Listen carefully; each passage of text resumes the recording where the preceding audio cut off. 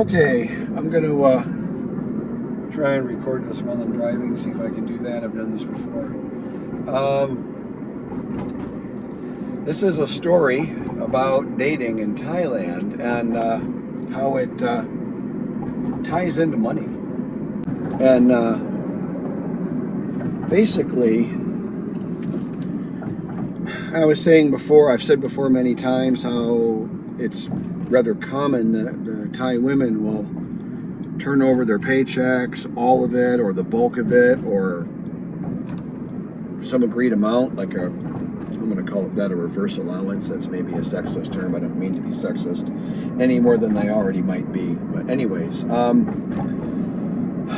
this is going to be a story about a Thai man and a Thai woman who are dating, and the Thai woman's very jealous of losing this guy, very insecure about the relationship, I can say, and so apparently she just did it. She was planning on it and talking about it, and she just did it, and I felt really sad about this. She borrowed 1,000,000 baht to give him, in part, not all, thank God not all. She's also using that as money to help her mom and stuff like that. And remember, I talked before about the take care culture of Thailand. When I talk about the take care culture, this is typically the Thai woman that I picture. Making sure I'm in this picture, by the way. And she kind of, to me, epitomizes the take care culture of Thailand. When she gets a little drunk, and she does drink, she has this need to take care, quote unquote, of all the men around her, and particularly if they might be socially available. That's obviously not a great thing. She has a geek, a serious long-term geek, almost like a cultural husband, really. They've been a geek together for a long time. They've been geek together, they say, for a long time. He doesn't care about her, though. I found out recently he's looking for someone to maybe marry or to have like as a cultural wife or something, and he's still with her and all, but he's not interested long term, seriously, and she's sensing an insecurity, and so she went and borrowed all this money in part to give him some and to use it to take care of him. Oh my gosh. It's such a goofy story, and not making fun of anybody, not laughing at anybody, just, and this is something, one of my points would be that, one of us could be, if you're dating, you could be dating the lady, and you're not going to know. She could be dating a falang. I know she isn't right now, but she could be, and they wouldn't know that she has this long-term geek that she really loves. They wouldn't know. And if that falang was paying her money, she would be, I'm telling you, I know her a little bit, she would be using that money to support him and to make him happy so he wouldn't leave her. And so I see another side to this. It's like kind of looking at the curtain and behind the wizard here at the Wizard of Oz or whatever, I'm always thinking, I guess I tend to think a little negatively about some of the Thai ladies, some of their motives, and I've seen such black-hearted behavior, but that doesn't excuse me, whatever. But, I could see where she's not trying to be some evil scammer person or something, and she's not scamming anybody. She's just paying a lot of money to this guy, and I know she is looking for a falang, by the way.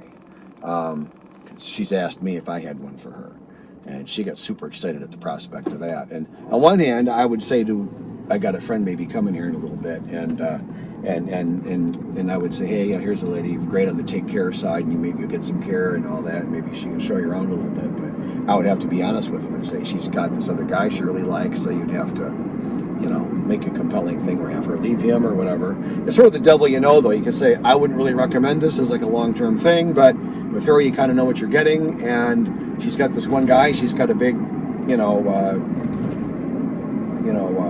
heartthrob to her, but if you could kind of manage him or make sure he's not in the picture, then maybe you got somebody there. I don't know. I don't know. It's probably a bad idea. But you get the idea what you can do with that or not. You get a little bit of the idea. And so I guess this is kind of a look behind the curtain a little bit. You can see where if my friend was here and he was interested in her, and she is kind of pretty,